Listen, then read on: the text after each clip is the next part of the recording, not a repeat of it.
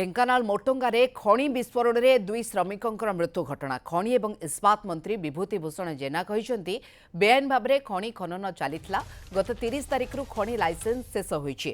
अवैध भाव में लुचाचोरा भाव खଣି कारभार चलीथिला। तदंत पई विभागीय निर्देशकों को निर्देश दिया जाइछि।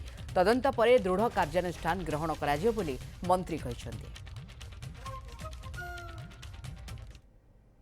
तार जो खणी तार 30 तारिख दिन तार लाप्स हो सारी एवं अवैध कारबार एवं जो भाई भाव से लुचे चोरेकरी तार ब्लास्ट करूला ब्लास्ट लाइसेंस रद्द हो सारी एवं ताकू तर्जमा कार्यानुष्ठान तदंत मुझे माइंड मिनराल डायरेक्टर को पठे सारी एवं निश्चित भाव तदंत हम कार्यानुष्ठान हम एभलिया अनियमित भाव बेआईन भाव खଣି उत्तोलन एवं ब्लास्ट करवा एवं जीवन नवा ये अक्षमणीय अपराध आर तदंत हम दृढ़ कार्यानुष्ठान हम।